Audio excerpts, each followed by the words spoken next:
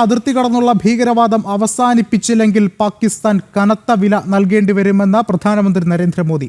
മുംബൈ ഭീകരാക്രമണത്തിന് പോലും മറുപടി നൽകാതിരുന്ന കോൺഗ്രസ് ഇന്ന് പാകിസ്ഥാന് ക്ലീൻ ചിറ്റ് നൽകുകയാണെന്നും പ്രധാനമന്ത്രി ലോക്സഭയിൽ പറഞ്ഞു.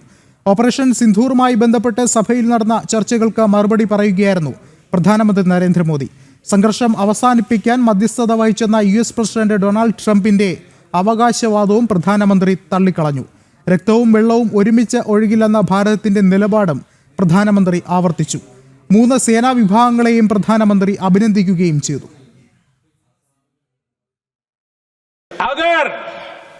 अगर पाकिस्तान का ये इरादा है तो उसे बहुत महंगा पड़ेगा। ये मैंने अमेरिका के उपराष्ट्रपति को कहा।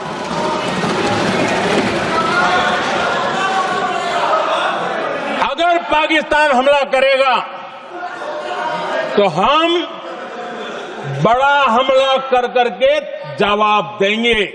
ये मेरा जवाब था. കൂടുതൽ വിവരങ്ങളുമായി ഡൽഹിയിൽ നിന്നും ജിഷ്ണു കൃഷ്ണൻ ചേർന്നുണ്ട്. ജിഷ്ണു, ശക്തമായ മറുപടി പ്രധാനമന്ത്രി പാർലമെന്റിൽ പറഞ്ഞിരിക്കുകയാണ്. എന്താണ് മറ്റു വിവരങ്ങൾ?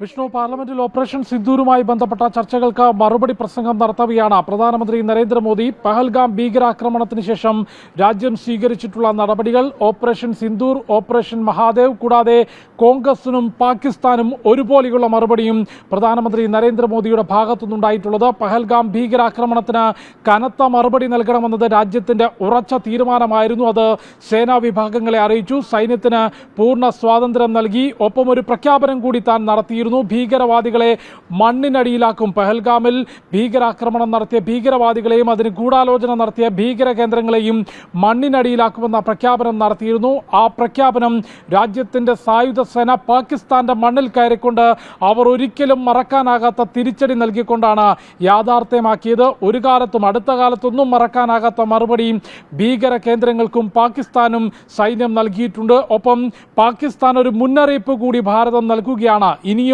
അതിർത്തി കടന്നുള്ള ഭീകരവാദം അവസാനിപ്പിച്ചില്ലെങ്കിൽ കനത്ത വില പാകിസ്ഥാൻ നൽകേണ്ടി വരും. അതിനനുസൃതമായിട്ടുള്ള ഭാരതാംബയ്ക്ക് നേരെ ഇനിയൊരു ഭീകരാക്രമണം ഉണ്ടായാൽ കനത്ത വില നൽകുന്ന രീതിയിലുള്ള തിരിച്ചടി ഭാരതത്തിന്റെ ഭാഗത്തുനിന്നുണ്ടാകും എന്നുള്ളതാണ് പ്രധാനമന്ത്രി നരേന്ദ്രമോദി നൽകിയിട്ടുള്ള ആ മറുപടി. ആദ്യം ഭാരതം ലക്ഷ്യം വെച്ചത് പാകിസ്ഥാനകത്തുള്ള ഭീകര കേന്ദ്രങ്ങളാണ്. ഒരിക്കലും കടന്നു ചെല്ലുമെന്ന് പാകിസ്ഥാനും ഭീകരരും പോലും കരുതാതിരുന്ന ഭീകര കേന്ദ്രങ്ങളിലേക്ക് പോലും സൈന്യം കടന്നു ചെന്നുകൊണ്ട് മിസൈലുകൾ അയച്ചു. എന്നാൽ പിന്നീട് പാകിസ്ഥാൻ സൈന്യം ഒരു ലജ്ജയുമില്ലാതെ ഭീകരർക്കൊപ്പം നിന്നുകൊണ്ട് പ്രവർത്തിച്ചപ്പോൾ പാകിസ്ഥാൻ സൈന്യത്തിനും കനത്ത തിരിച്ചടിയാണ് ഭാരതത്തിന്റെ സൈന്യം നൽകിയിട്ടുള്ളത്. ഭാരതം തച്ചു തകർത്ത പാകിസ്ഥാന്റെ വ്യോമ കേന്ദ്രങ്ങൾ ഇപ്പോഴും ICUവിലാണ്. ഒന്ന് ഇടിച്ചു നിൽക്കാൻ പോലും സാധിക്കാത്ത തരത്തിലുള്ള തിരിച്ചടിയാണ് പാകിസ്ഥാന് മേൽ ഭാരതം നൽകിയിട്ടുള്ളത്. ഒപ്പം ആത്മനിർഭർ ഭാരതിന്റെ ശക്തിയാണ് ഓപ്പറേഷൻ സിന്ദൂറിലൂടെ ലോകം മുഴുവൻ കണ്ടത് എന്ന കാര്യം കൂടി പ്രധാനമന്ത്രി ചൂണ്ടിക്കാണിക്കുകയുണ്ടായി. നേരത്തെയെല്ലാം ഈ ഭീകരാക്രമണങ്ങൾക്ക് ഗൂഢാലോചന നടത്തിയിരുന്ന ഭീകരരുടെ കമാൻഡർമാർ പാകിസ്ഥാനിൽ സുരക്ഷിതരായിരുന്നെങ്കിൽ പുതിയ ഭാരതം അത്തരത്തിലുള്ള ഭീകരരെ കൂടി തെരഞ്ഞു കണ്ടുപിടിച്ച് അവരുടെ വീട്ടിൽ കയറി ചെന്ന് മറുപടി നൽകും. അതാണ് പുതിയ ഭാരതം എന്നുള്ളതാണ് ഓപ്പറേഷൻ സിന്ദൂറുമായി ബന്ധപ്പെട്ടും ആ നടപടികളെക്കുറിച്ചും പ്രധാനമന്ത്രി ചൂണ്ടിക്കാട്ടിയത്. കൂടാതെ കോൺഗ്രസിന് വളരെ കൃത്യമായിട്ടുള്ള മറുപടി കൂടി പ്രധാനമന്ത്രി നൽകുകയുണ്ടായി. മുൻപ് കോൺഗ്രസ് ഭരണകാലത്ത് നിരവധി ഭീകരാക്രമണങ്ങൾ നടന്നപ്പോൾ അതിനെതിരെ ഒരു അക്ഷരം ശബ്ദിക്കാനോ പാകിസ്ഥാന് മറുപടി നൽകാനോ, എന്തിന് മുംബൈ ഭീകരാക്രമണത്തിന് ഒരു പാകിസ്ഥാൻ ഭീകരനെ ജീവനോടെ പിടിച്ചിട്ട് പോലും പാകിസ്ഥാന് മറുപടി നൽകാൻ കോൺഗ്രസ് ഭരണകൂടം തയ്യാറായിരുന്നില്ല. ആ കോൺഗ്രസ് ഇന്നും പാകിസ്ഥാന് ക്ലീൻ ചിറ്റ് നൽകുന്ന തിരക്കിലാണ്. ഈ ഭീകരാക്രമണവും ഓപ്പറേഷൻ സിന്ദൂറും ഉണ്ടായപ്പോൾ രാജ്യത്തിന്റെ സൈന്യത്തിനും രാജ്യത്തിന്റെ വിദേശകാര്യ മന്ത്രാലയത്തിന്റെയും വാക്കുകൾക്കപ്പുറം പാകിസ്ഥാന്റെ നിലപാടുകളും വാക്കുകളും ഉയർത്തിപ്പിടിക്കാനും അതിന് പ്രചാരണം നൽകാനുമായിരുന്നു കോൺഗ്രസ് ശ്രമിച്ചത്. പാകിസ്ഥാന്റെ നിലപാടുകൾ ലോകം മുഴുവൻ എത്തിക്കാനും മുഴുവൻ ലോകരാജ്യങ്ങളെയും 3 രാജ്യങ്ങൾ ഒഴികെ മറ്റ് മുഴുവൻ ലോകരാജ്യങ്ങളുടെയും പിന്തുണ നേടിയെടുക്കാനും പാകിസ്ഥാനെ ഒറ്റപ്പെടുത്താനും ഭാരതത്തിന് സാധിച്ചെങ്കിൽ ഭാരതത്തിനകത്തു നിന്നുകൊണ്ട് കോൺഗ്രസ് പാകിസ്ഥാനൊപ്പം നിൽക്കുകയും പാകിസ്ഥാൻ അനുകൂല നിലപാടും പ്രചാരണവും സ്വീകരിക്കുന്ന നിലപാടാണ് കോൺഗ്രസ് സ്വീകരിച്ചത്. അത് മുൻകാലങ്ങളിലും അങ്ങനെയായിരുന്നു. സ്വാതന്ത്ര്യ ലബ്ധിക്ക് ശേഷം ജവഹർലാൽ നെഹ്റുവിൻ്റെ തെറ്റായതും മണ്ടത്തരം നിറഞ്ഞതുമായിട്ടുള്ള നടപടികളും നിലപാടുകളുമാണ് ഭാരതത്തിൻ്റെ ഭൂമി, അത് റാൻ ഓഫ് കച്ചിലും ഒപ്പം അക്സായ് ചിന്നിലും ഉൾപ്പെടെ ഭാരതത്തിൻ്റെ ഭൂമികൾ നഷ്ടപ്പെടുന്നതിനും ഒപ്പം സിന്ധു നദിയിൽ നിന്ന് ജലം പാകിസ്ഥാനിലേക്ക് ഒഴുകാനും കാരണമായിട്ടുള്ളത്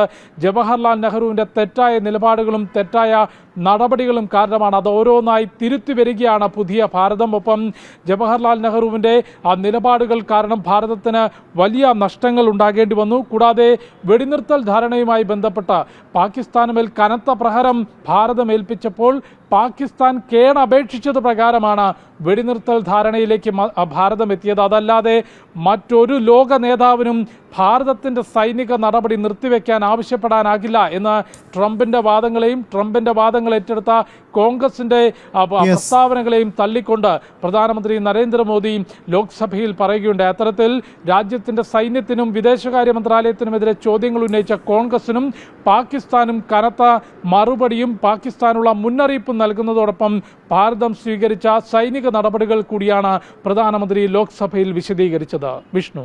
ശരി, ജിഷ്ണു ആണ് വിവരങ്ങൾ നൽകിയത്.